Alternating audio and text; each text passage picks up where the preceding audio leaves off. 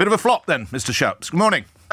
Well, interesting. The ones you read out, but you haven't read out all of the best ones, including the Daily Mail.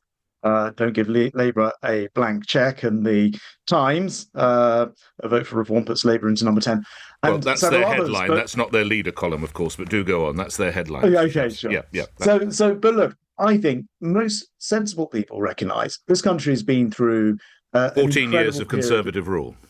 Well, I was going to say coronavirus, a Oh, war in Europe, inflation, and things that any government would have to work very, very hard to deal with. And I think the argument the Prime Minister was putting forward yesterday is absolutely correct, which is we have dealt with, for example, inflation and got it back down to normal levels. We've shepherded the economy through, 9 million people on furlough at one point in right. time. And we've done that and then come out with a manifesto, which has some very clear plans for tax cuts, as you say, £17 billion worth. It's believable because we've already started on that path, £900 off everyone's national insurance.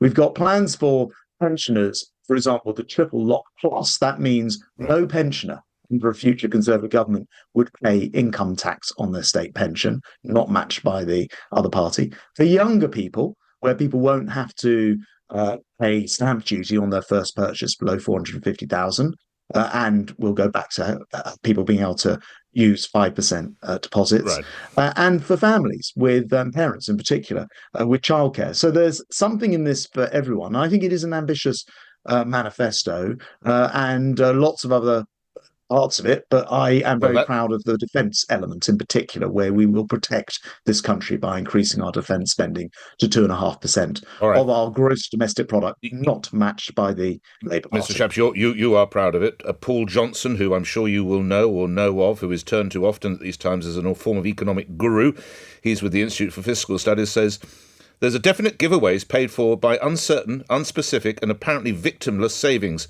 Forgive a degree of scepticism. He's an expert. Why is he wrong and you right?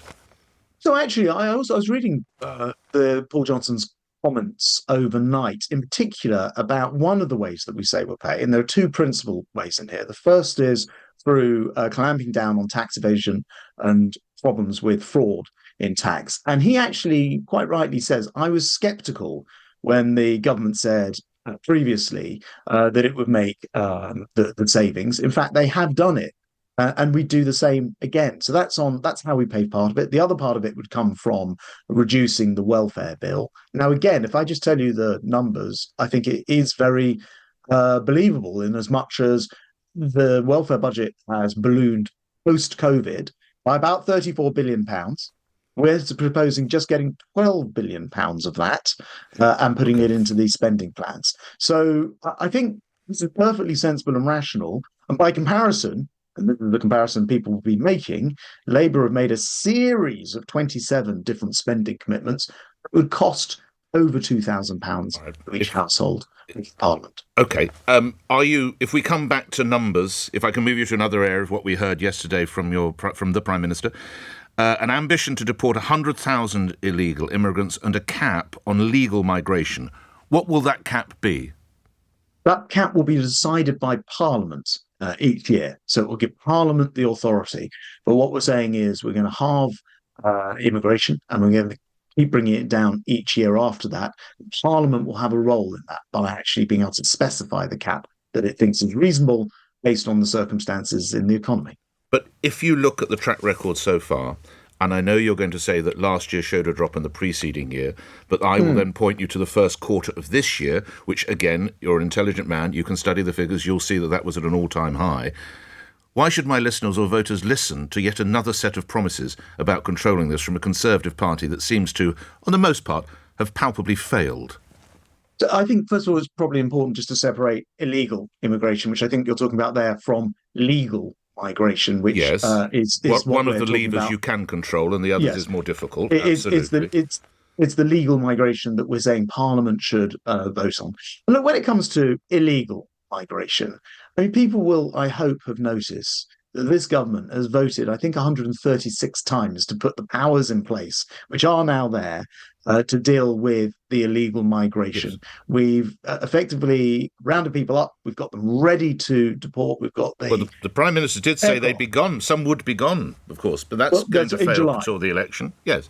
That's right. If the election hadn't come till July, they would have done. And the problem is that Keir Starmer has already said he will release them. He will scrap the flights. He was going to scrap it even if But it yes, worked. but never mind. I mean, Sir Keir Starmer, you and your colleagues have had 14 years to control or to try and get a grip of this situation, and notwithstanding last year on year went down, you've palpably failed. I put it to you again, why should they listen? Why should voters listen to you? Mr. Well, to Shapps? be clear, if listeners will recall, there was a previous issue with the way that illegal migration was operating, and that was through lorries, and people would get on those lorries at Calais and come over. And we did crack down and resolve that. The new problem that arose as a direct result of cracking down on that lorry problem with people being trafficked over by boats. And we have spent a lot of time and energy and passed a law through Parliament to deal with that. That is ready to roll. That is ready to go, and it will be scrapped if there's a change in government. And that is why we're saying you can't trust Keir Starmer, who, as far as I can tell, doesn't even seem to No. want to resolve this issue. All right. Before we move on from the manifesto, I wonder if you can clarify. You said that stamp duty would be permanently abolished for homes up to £450,000, and I've had a colleague listen to it. I've got it as £425,000. What is your policy? If you've got a number in front of you, you're probably right, because I was saying it off the top of my head. So you're the Secretary of State for Defence sent out today to talk, and you don't get the number right. So it is 420. If it's written down as 425, it's 425. Off the top of my head, I remember it's 450. I found it here. You're right. It's 425 million. It will permanently abolish stamp duty. I think it's 425,000, Secretary of State, not million. Sorry, indeed, for first-time buyers, and it will introduce a new help to buy, which will provide a 5%. Deposit for first-time buyers. We have a couple of minutes left together. You were at the D-Day commemorations in Normandy with the Prime Minister. Did you leave early? No, I was there for all of the D-Day, both in Portsmouth and then in Normandy itself. I wonder if we can play you an exchange between the Prime Minister and Paul Brand of ITV when he arrives for that interview last week. Good to see you. Very nice to see you. Hey, sorry to have kept thanks you. No, not at all. I know you've been in Normandy. Yeah, it all just ran over. It was incredible, but it just ran over everything. I'm sure it was. So apologies for keeping you. No, not at all. It all just ran over, said the Prime Minister.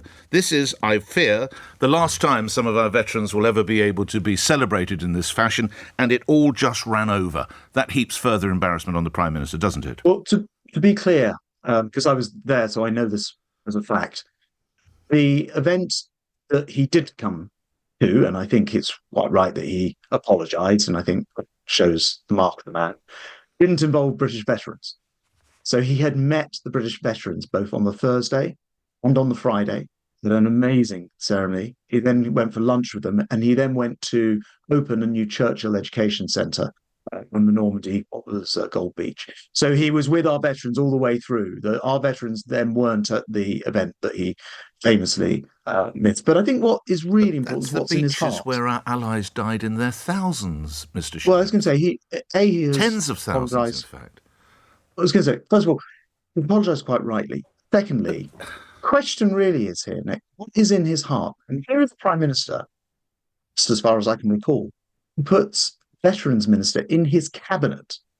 That's how much he cares about this issue, and does more than any other Prime Minister I can think of to support veterans in terms of extending the armed forces. As long as they're British. He turns his back on American, Canadian veterans. There weren't Canadians there, but anyway, he's accepted that it was a mistake. He was there for all of the Thursday and Friday events that we put on. What the question is, and this really only stacks up if you believe he doesn't care about veterans. And this man clearly cares about our veterans, so much so that he spent a year and a half promoting veterans at every turn with a veterans minister in his cabinet. So one error, I'm afraid, doesn't erase his huge work on behalf of the veterans of this country. Lastly, Mr. Shapps, we've referenced that interview coming out later today in which the Prime Minister said that he had to go without Sky TV as he was growing up as a child so that his school fees could be afforded. Did you have to go without anything? Well, my parents actually, not unlike his parents, worked very hard. personally went to state school, but they worked very hard and they had their own business. And his parents did the same. They came over. Do you think Sky TV shows that he's with one of the? Well, I think he was being pressed and just gave a touch. Look, he was being pressed, and I think he gave a single example in that interview. But actually, he comes over here. A family of immigrants with very little. The family work hard. They're very aspirational. They forgo things, whatever it is, in their family in order to be able to do the best they can for their child. That is the story of Britain, and it's a very conservative story as well. Very, very aspirational family who are prepared to go out their way for their children. I think a lot of people listening to your programme will say, yeah, actually, that says a lot about the values of that family. Grateful for your time. The promise, the threat. Don't give Labour a blank cheque, said Rishi Sunak at the launch of the Conservative manifesto yesterday. Defence Secretary Grant Shapps laying out that.